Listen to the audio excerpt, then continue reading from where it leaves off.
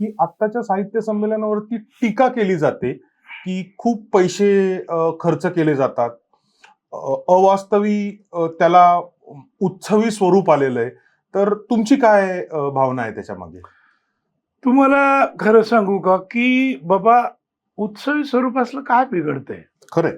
काय बिघडतंय? एखादी बाई किंवा बाबा धार्मिक प्रसिद्ध असला तर त्याच्या मागे तुम्ही 10-12 लाख लोक उभे करता, हो. मोठे मोठे मेळावे भरवता, हो. त्याच्या उठाठेव ठेवता. मग एवढे बुवांच्या, बाबांच्या, धर्माच्या, जातीच्या नावाने जर लोक एकत्र येतात तर भाषेच्या नावाने आल्यात काय वावगं ठरणार आहे? खरंय. आणि भारतामध्ये मराठी ही एक भाषा अशी आहे. मला असं विराट स्वरूप मला आसाम साहित्य परिषदेचं आढळलं. बर. आसाम साहित्य परिषदेला सुद्धा असे लाखो लोक येतात. मला एकदा आसाम साहित्य परिषदेमध्ये मला वाटतंय 2020 मध्ये मला बोलवलेलं होतं आणि तिथे मला इंदिरा गोस्वामी नॅशनल अवॉर्ड त्यांनी दिलं 3 लाखाचं. त्या माझ्या पारितोषिक वितरणाला 10-12 हजार लोक उपस्थित होते.